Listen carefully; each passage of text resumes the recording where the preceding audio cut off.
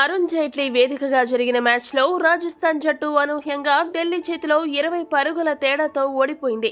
దీంతో ఢిల్లీ జట్టు play of సిరీస్లో దర్జాగా ఎంట్రీ ఇచ్చింది.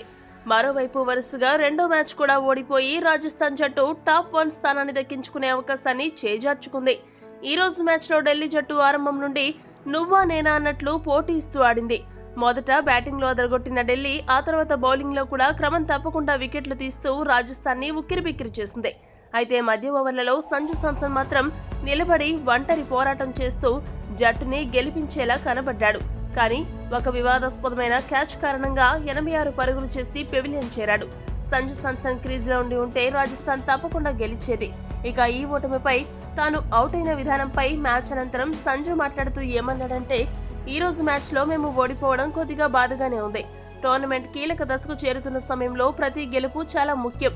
అది జట్టులో ఆత్మవిశ్వాసాన్ని పెంచుతుంది. ఇక నేను అవుట్ అయిన విధానంపై నాకు ఇంకా క్లారిటీ లేదు.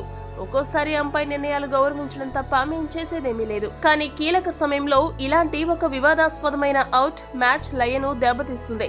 ఇక ఓటమి నుండి త్వరగా తేరుకుని మా తదుపరి మ్యాచ్లపై దృష్టి పెడతాం. తప్పకుండా మళ్లీ మా టాప్ 1 స్థానాన్ని దక్కించుకుంటామని సంజు పేర్కొన్నాడు.